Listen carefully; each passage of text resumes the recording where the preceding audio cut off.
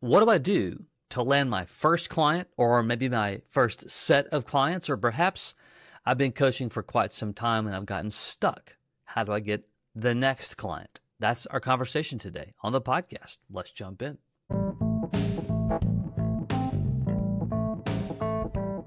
BJ O'Neill here with the Business Coaching Success Podcast. So glad you're here, where I share with you strategies, tools, and tips to be able to grow your business coaching practice to six figures and beyond as a Christian business coach. Let's jump in.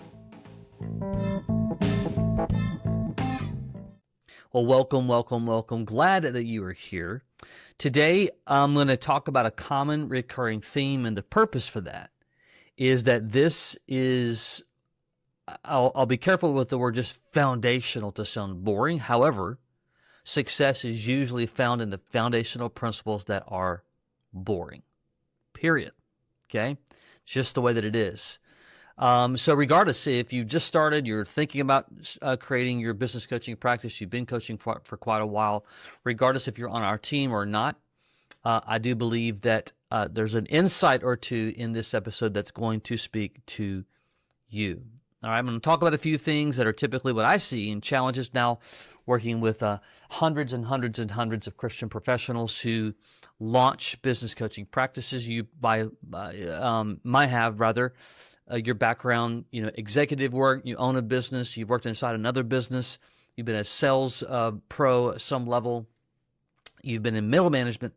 You've got some type of business experience, leadership experience, and you're looking for the next chapter, the next thing. How do I expand or whatever? Maybe you're an accountant, financial planner, maybe even, but you're trying to figure out, how do I take this coaching apparatus with working specifically with business owners to help them grow their revenues, their profitability, their leadership, the culture, all those types of things. But how do I get it moving forward? How do I sustain momentum? And that's our conversation today. Real quick, if you are, you've listened to a couple of episodes, you have watched a video training or two, you're curious about how this works, you can go to businesscoachmastery.com. That's businesscoachmastery.com. There's information there, and there's a place where you can book what we call an Explore the Systems chat, where we'll show you our entire total done for you platform, soup to nuts, A to Z, everything you need to build structure, to build process, to build systems inside your business coaching practice. And you can determine if it's worth learning more about and talking further about it or not. That's the first step. Okay, let's jump in. Unlocking the door. I want you to kind of imagine for a moment this, when it comes to, where do I get the next or first client? And most coaches, I know that I did this, and I'll explain that in a moment, but they overcomplicate, overthink, and everything. And by the way, it's just human nature. It's natural. It's just how we're wired. Oftentimes, we also attempt to emulate somebody else who we see or others that we hear about. My good friend John Acuff, author, speaker, great dude. He has a saying that came from one of his books. I think Start. I think that's the one it was. But you can't. Yeah, that's it. You can't start in someone else's middle. So we see somebody else doing it a certain way, and we don't realize that they've spent time, effort, and energy over a period of months, years, in getting to that point. And if we're really being frank and open about it, we're attempting to skip steps. And look, if there was just a shortcut and it was real, then sure. But that's not real. It's not normal. It doesn't work. It's not going to work. It never has worked, but we will still convince ourselves. If I can skip over, start in someone else's middle, do what they're doing, even though they built foundations, principles, tools, pain, they went through all those things. And so imagine a door for a moment is, there's this door, it's locked, so we think, and our potential next client is on the other side of the door. But we're convinced, because the door is closed in our minds, that there's no opportunities that exist on the other side of the door, as well as we don't actually turn the knob. In other words, we don't actually do the simple basic things that are needed. Again, if you are on our coaching team and you've listened to a number of my podcasts and video trainings, this one today is going to be similar, and it should be. It's kind of like if you go to church, hope you do. You go to church, you're likely going to hear a message for salvation on a consistent basis. Why? That's the foundational element of Christianity. In a similar fashion, like getting the first client or first set of clients is going to be a repeated conversation, because that's what we need to just be driven in our brain. So unlocking the door. So a long time ago, actually. I keep saying several years ago, but I'll never forget a message I received one time. And it's one of those times you probably you've got these moments in your life where I was in Colorado. I am driving between or near a hotel I was staying at. I think I'd gotten gas. I know I had just come from the gas station, but I might have just gone in and gotten something. And I was going to my hotel. And when I did that, my messenger went off, and there was a message from somebody who I knew. And here's the irony. They basically said, hey, here's what's going on with our business, where we're looking for some guidance and some help. Thought I'd reach out to you and see if we could have a conversation to see how you might be able to help us. Now, here's the point. I knew this person well, but I had never reached out to talk to them about anything related to strategy work with their business. And I was in, at the time, client acquisition mode. What's the point? I likely could have started that conversation months, even maybe a year or so prior to them reaching out to me. Now, it was great, and I love the fact that they reached out to me, but the bigger point is it began to help me recognize how many other doors that I believe that are closed, I'm just not turning the knob. So what's the point? Number one, in every scenario, outside of some major outliers here and there, client number one or your next client is sitting in your current network, or something that I call sphere of influence. Every single time. You do not need more leads. You don't need a list of 50,000 people to start with. None of that. You need to begin to build relationships with those you already know. One, the actual client could be in your network, or two, the actual client may be connected to someone in your network, but none of that's going to happen if you're not building legit relationships. There's just no other way to shake it, okay? So we need to stop pitching and start being able to either diagnose and build a relationship of what's possible with somebody, or we begin to add value in a manner that, like in my story's instance, this person raised their hand because of the value that I had added in a couple of different ways. And they, again, I didn't know them like mega well, but I was friends with them on Facebook, number one. Number two, I had worked around in some other business ventures that they were on the fringe of. So that's how they knew of me to start with. And I knew what they did, but I'd never reached out to them. That's just stupid. It really is. And I hate to sound derogatory, but it's just a fact. Why? Because we will always get it into our head, they're not interested, they probably don't need anything. We'll just tell us all these different lies that, it's just a part of human psychosis, but we got to be better than that. I do believe that God's called us to live this life of excellence when it comes to building a business, and certainly a business coaching practice. Part of that excellence is getting above and beyond the negative thoughts that go through our mind. One of the best ways to do that is to get out of your comfort zone, call it whatever you want, and start engaging in having conversations with people. You won't be perfect about it in the beginning, okay? As a matter of fact, next insight, done is better than perfect. I say that all the time. It's a common theme. Matter of fact, on Friday, I say Friday, I don't know when you're listening to this, but several days ago, Friday, we'll say it that way. We are working on a new thingamabob in part of our coaching program, and I certainly want excellence. I certainly want to do things correct. However, when you're building something from the very beginning, you're not going to be able to build it the way you want. As a matter of fact, the way you want in the very beginning, because you'll convince yourself it's not ready yet. It's not ready yet. It's not ready yet. It's not ready yet. No, it is ready, but you've got to go through multiple iterations over time to get it to where you potentially envision it. So here's the cool thing. The iPhone, when invented, I think in 2009, I don't even know how they did this, but they invented it and it didn't even have copy and paste. Like, think about that. As a tool that I use on my phone, and probably you, if you have an iPhone or even a smartphone, period, think about how many times you copy and paste something. Now, they could have delayed the phone. We need a foundational tool to be able to copy and paste. No, someone said, likely Steve Jobs, done is better than perfect.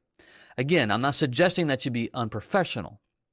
What I'm saying is that you got to get the ball moving forward. So if you're stuck, maybe you've got 3 or 4 clients, things are going pretty well, you kind of lulled yourself into, hey, this is working, and then, the wheels came off the bus, or you decided you need, another $4 to $5 grand a month in income. Maybe you had a wake-up call and you're trying to, put more money back for your retirement. Perhaps, you realize you guys need to do some, you guys being you and your spouse need to do some home improvements, and it's just going to be a lot more than what you anticipated, which is very normal.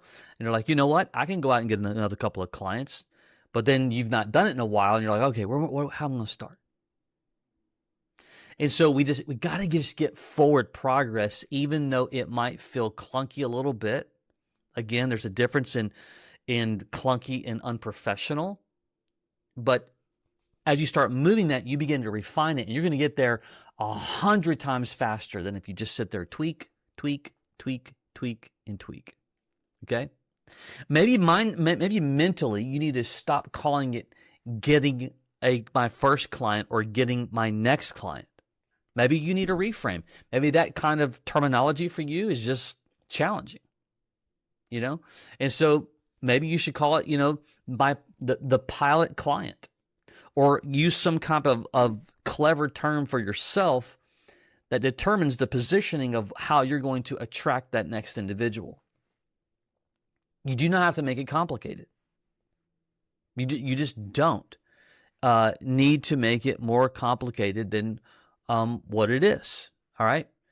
Nobody wants to be, this is the other issue as we go do this. Stop trying to sell a coaching package. Engage with someone and find ways that you might be able to help them. Speaking of which, it's not abnormal at all that either A, on your first client, or B, think about building your business coaching practice, reoccurring revenue. Don't get so wound up on what I'm going to charge. Get more wound up in having enough clients to build reoccurring revenue to hit your financial goals. Stop making such a big deal out of, well, I'm worth $3,500 per month. Okay, fine. You think you're worth that? Awesome. Maybe you're worth 10 grand. Who said 35? Now, in fairness, the average coach just in the industry charges around 2 grand per month. So what? You don't have to do it that way just because it's an average. And that's also a tripping point. I don't know what I should charge. 2 days later. I don't know what I should charge. 5 days later. I'm trying to decide the right package. 2 months later. I'm really working on my package. And I'm not making fun. I'm saying that those are the things that just delay your desire, your calling, your impact. So here's a twist. What if you were to sit down with client 1 and 2, or your next client, maybe 5 and 6, and the first 30 to 60 days are pro bono? Maybe you sit down with them and you say, you know what I'm going to do? I'm going to guide you through a process. The first 60 days are on me. Who does that? Now, the arrogance in us, the selfishness in us, I'm worth more is because you don't see the big picture. You don't see the actual evolution of recurring revenue. 60 days is coming. 60 days is coming, and it's coming quick. So what if you helped them get the engine running? Maybe you even said, I'm going to help you find an additional $100,000 in the business. I'm not going to charge you, or we're not going to get to that point until I find it. There's a number of ways to get creative that makes it about them, to add value, to serve. Now, long term, no, you don't need to do it that way, but you might. And I can promise you, you can get a number of clients quickly doing it that mode, and in 60 days from now, have 3 of them already paying you versus still trying to huff it out there because you think you're worth $3,500 per month. And you may be. And that might be your number. But it's okay. Or maybe you stair-step them in. Here's what I'm going to do. My heart is to super serve and add value to you in a manner that's going to knock your socks off. Okay? I do things quite, and I'm what do you call it? Role playing here. I do things quite unconventional. Here, this is what it looks like to invest into the growth of your business.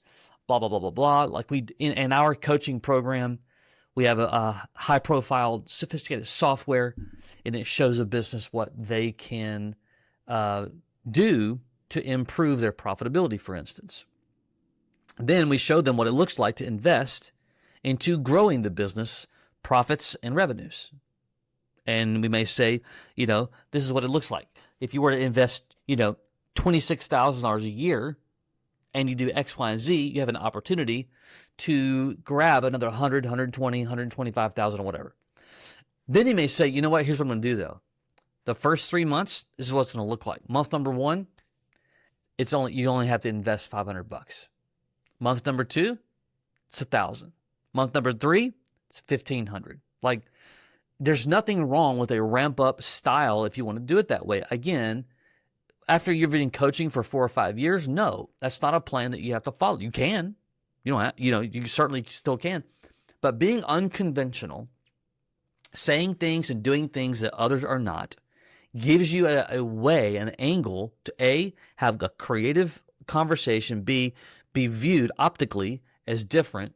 C, they're going to see like, you know what, this person is willing to invest into me, and therefore it changes the landscape. And so look at the entire process of getting the next or your first client as a door, but maybe you just haven't twisted the handle or held the knob down or whatever you want to, however you want to look at it. Don't look at the door because it may appear to be closed. Like in my case, this Facebook Messenger that I received that ended up being a 3-year opportunity, by the way, was a door that I didn't even know existed because that's limited thinking. That's limited belief mindset. You've got to expand and open up and look at everybody in your network as a potential opportunity of A, the actual business owner, or B, who in their world is someone that I not only need to know, but I might be able to make a significant impact on their business and therefore their life. But if we approach everything of like, I got to go find leads, I got to go find whatever, it's like we're just kind of putting walls up everywhere. And that we have got to stop. And I'll leave it here. Your faith, if you are of faith, is your competitive edge. This is where we're able to, we've got these ideas, these thoughts, whatever, but ask God for wisdom and guidance. You can't do them all. They should be to some degree in a fair sequence of order, at least as you kind of start, building things.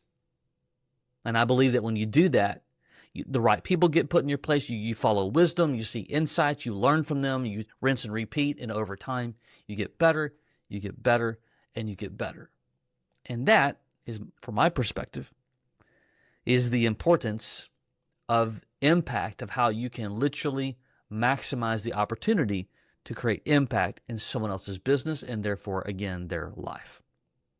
There you go. I didn't tell you anything that's earth-shattering, by the way, because it's not. Sure, there might be some cool, shiny object kind of things that are out there that some people are doing, but not really. At the end of the day, it always comes back down to foundational principles, tools, conversations, relationships, especially for having long-term client success. That's just what's going to be required. If you attempted to go out there and do things you've never done before, make it complicated, you'll sound phony, you'll sound fake, you'll have a natural aversion to your process, who you are, your personality. You don't need to. Start right now, today, with your next step on those who are already in your sphere. And I promise you, done correctly, and the word correctly means just taking the next step. You learn a lot, you move forward, you ask for input, advice, and so on from those around you, which, by the way, is the reason why we have a number of advisors in our coaching program to do that very thing.